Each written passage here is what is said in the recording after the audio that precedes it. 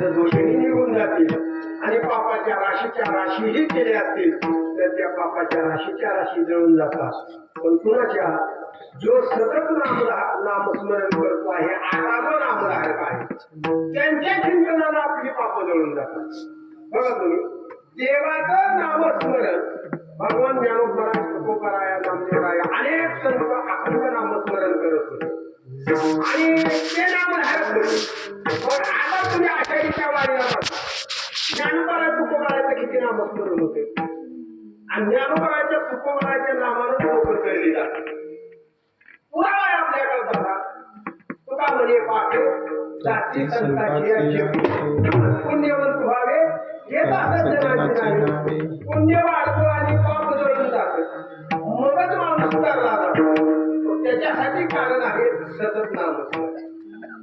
अखंड नामस्मरण करणारा जो नामधारक भक्त आहे त्या भक्ताच्या दर्शनानं त्या भक्ताच्या नामचिंतनानं आपलं दोष जळून जातात पापाच्या राशीच्या राशी जळून जातात. याच्या काळ तुम्हाला नंबर वाटतो करती लोकांचे तारयचे असे जे महात्मे असतात ज्ञानोबराय तुकोबरायसारखे भगवान बाबूराम कृष्ण भाऊ सारखे ते स्वतःही तर या भवसागरातून तरून गेलेले असतात पण तुमचा आमचा भवसागर चालून देतात आपल्याला.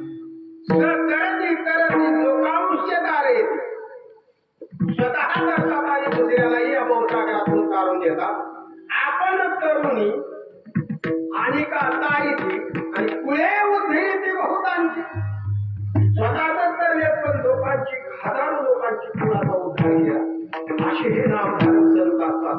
म्हणून त्यांच्या दर्शनानं त्यांच्या चिंतनानं आपल्या जीवनातली केलेली जी पाप आहेत दोष आहेत ते सगळे दोष आणि पाप जळून जातात. म्हणून दयाच्या चिंतने जळतील दोषी जळतील राशी पातकाच्या दोष जळतील पापाच्या राशीच्या राशी केलेल्या जळून जातील. तिच्याप्रमाणे वाल्या कोळ्याने केल्या होत्या त्याच्या कशा जळून गेल्या नामस्मरणानं तसंच याच्यात एवढं नवल मानून घेऊ नका एवढी अपूर्वता मानून घेऊ नका म्हणतात. याच्यापेक्षा पुढची अपूर्वता सांगतो तुम्हाला.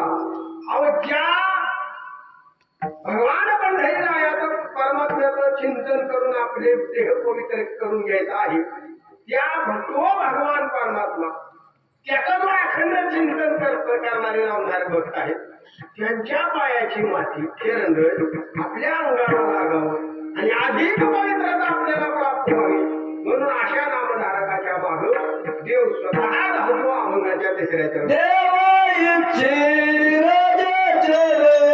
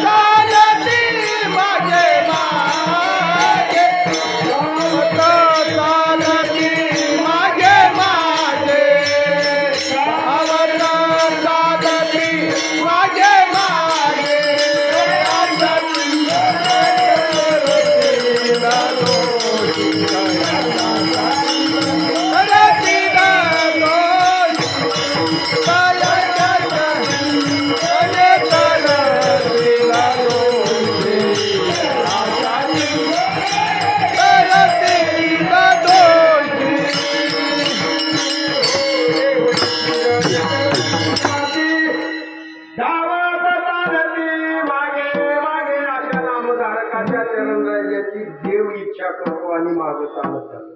असं घडलं का कधी? घडलं की नामदेव रायच्या जीवनामध्ये